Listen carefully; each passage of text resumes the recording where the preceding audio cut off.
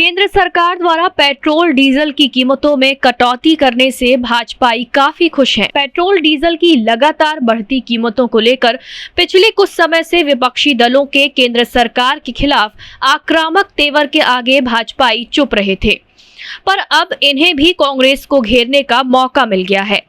आज कांकेर शहर के पेट्रोल पंपों में पहुंचकर भारतीय जनता युवा मोर्चा ने प्रदेश की कांग्रेस सरकार से पेट्रोल डीजल पर लिए जाने वाले 25% वैट टैक्स को कम करने की मांग को लेकर प्रदर्शन किया।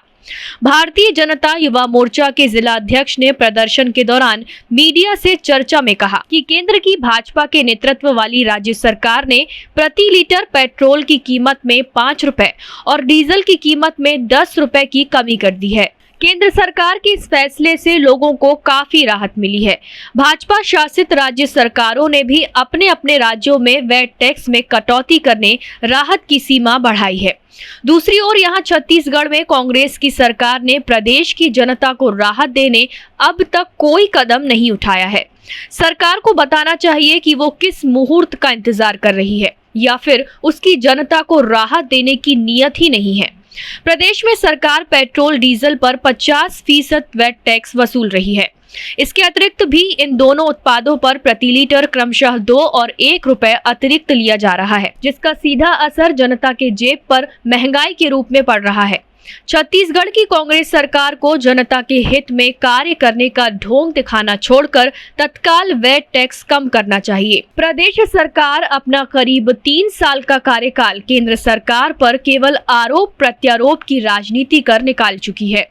समस्याओं से सरकार को कोई लेना देना नहीं है। प्रदेश सरकार ने यदि जल्द ही वैट टैक्स में कमी नहीं की तो भारतीय जनता युवा मोर्चा सड़क पर आकर विरोध प्रदर्शन करेगा। पेट्रोल पंपों पर विरोध प्रदर्शन के दौरान भाजपाइयों ने प्रदेश सरकार के खिलाफ जमकर नारेबाजी की। आज भारतीय जनता पार्टी युवा मोर्चा के द्वारा पूरे प्रदेश में पेट्रोल पंपों में प्रदर्शन किया गया है। माननीय मोदी जी के द्वारा जो वैट टैक्स कम किया गया है पेट्रोल और डीजल पे, जिसके चलते डीजल पे 10 रुपये और पेट्रोल पे 5 रुपये रेट कम हुआ है, जिससे देश की पूरी जनता खुश है। लेकिन वहीं हमारे राज्य में छत्तीसगढ़ में जो कांग्रेस की सरकार है, भूपेश की सरकार, उसके कान पे जूं तक नहीं रेंग सही। यही पहले रोना रोते थे डीजल और पेट्रोल के रेट को लेके, लेकिन आज इन्होंने अपने मौका मिलने के बाद भी वैट टैक्स कम नहीं कर रहे हैं।